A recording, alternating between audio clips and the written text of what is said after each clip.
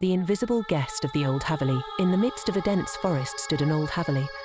For years this Haveli had been deserted. People said that spending a night there was dangerous because the history of the Haveli was filled with tales of horror. But one day, a traveller named Rahul suddenly decided to spend the night in this Haveli. He thought it was all superstition and scary stories. Rahul arrived at the Haveli in the evening.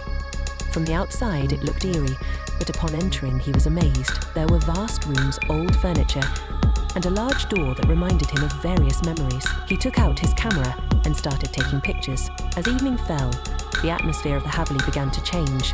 An odd chill filled the air. Rahul began to wander through the different rooms of the Haveli, flashlight in hand. Suddenly, he heard a strange noise. Someone seemed to be walking behind him. He turned around but saw no one. When he returned, he entered an old library where dust had settled on the books. Rahul picked up a book. It was about the history of the Haveli. The book described how, at one time, the Haveli was owned by a wealthy businessman who loved his wife dearly. But one night, his wife mysteriously died, and darkness fell over the businessman's life. Eventually, he committed suicide, and their souls remained trapped in the Haveli. Rahul felt a connection to this story. He began to wonder why such strange events were happening. It seemed to him that perhaps the woman was trying to convey something to him. As night deepened, the noises grew louder. A door to one room appeared to be eerily ajar. Rahul stepped inside.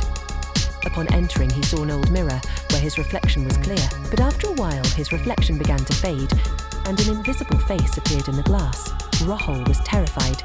He tried to run away, but suddenly his feet felt as if they were stuck to the ground. The face in front of the mirror began to smile. He realized that there were some strange and fearful matters within this Haveli. At one point, he felt that the environment around him was communicating with him. "We are here, but no one can free us," said the invisible face. Rahul began to scream in terror, but his voice did not reach anywhere. After a while, everything suddenly stopped. Rahul collapsed unconscious. When he regained consciousness, he found himself back in the old room, but everything had changed. Standing before him were the old inhabitants of the Haveli, who said to him, "You can free us, but it hasn't happened yet." A little boy, with a look of sadness in his eyes, said, "My mother is looking for me. I am trapped here. Can you set me free?" Rahul's heart broke. He realized that it was not just one woman, but many souls waiting for release. Rahul felt that if he could hear their stories, he might be able to help them. He said, "Tell me your tales. I want to help you." One by one, they began to share their stories.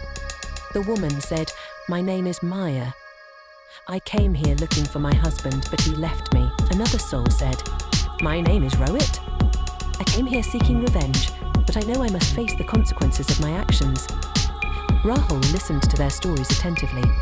He felt that by hearing their tales, they were becoming a little calmer. He promised that he would help them. Suddenly, the lights in the Haveli flickered on. An eerie light filled the surroundings. Rahul realized that he needed to do something for their release. He began to recall an ancient mantra he had read in the book. He said, "I want to set you free. If your souls find peace, I will recite this mantra." He started to chant the mantra. An unusual coldness filled the air, and suddenly a bright light shone in the sky above the Haveli. A powerful wind began to blow. The atmosphere around the Haveli started to tremble. All the souls seemed to be moving toward liberation. Maya's face lit up with a sense of calm. Rahul knew that he had helped them find their freedom. Suddenly, everything came to a halt. A terrifying sound silenced everything. All the souls seemed to gather and stood before Rahul. They said, "Thank you, you have set us free." Rahul felt weak, but he also felt a sense of fulfillment. The Haveli, once dark and eerie, had transformed. There was no longer a haunting voice or emptiness. He understood that his presence was not just for himself, but for many souls in search of liberation. Eventually, Rahul stepped out of the Haveli. The sun was rising outside, and the new day's light spread around the Haveli. He felt that the experiences of that night would never fade from his memory. He decided that in the future, he would tell others the story of the Haveli, so that no one would fear it again, but rather turn that haunted place into a peaceful one. And after that night, the tale of the old Haveli circulated among people, not just as a story of fear, but as a story of liberation. Thus, the story of the old Haveli continues to be heard today, and Rahul's memories of that night remain indelible.